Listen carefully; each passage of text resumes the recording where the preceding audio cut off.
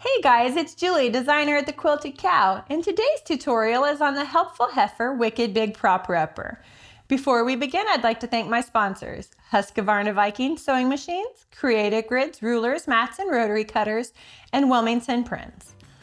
Let's begin!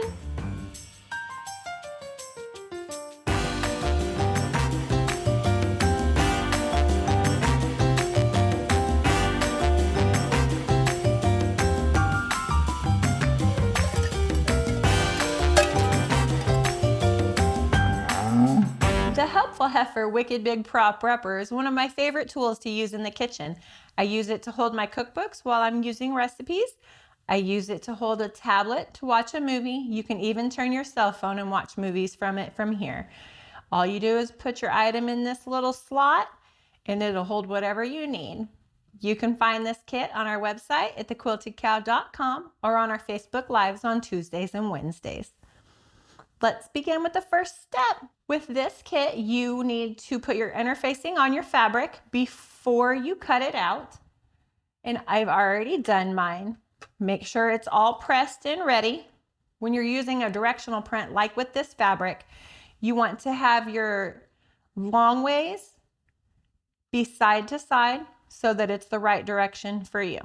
The first step is to fold the bottom of your fabric a ½ inch. This is going to end up being the front of your proper upper. The next step is to fold your fabric, matching up your short ends in half.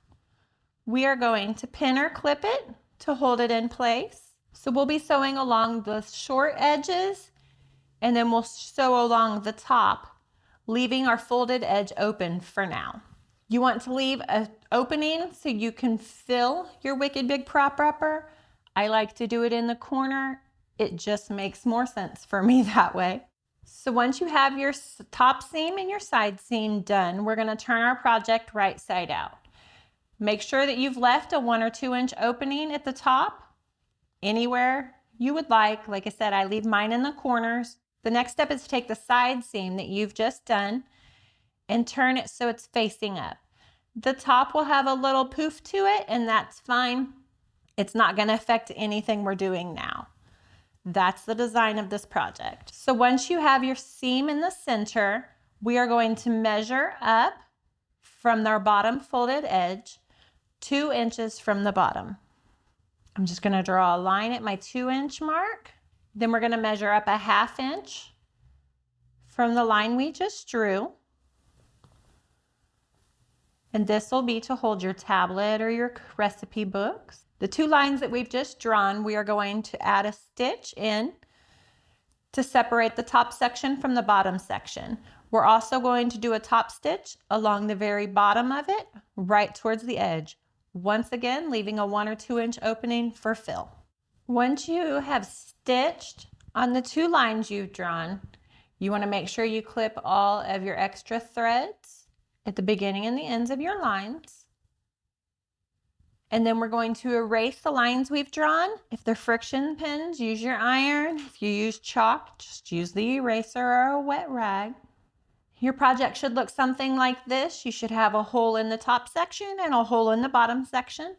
Now to fill these, you can use anything you'd like. You can use rice or dried beans.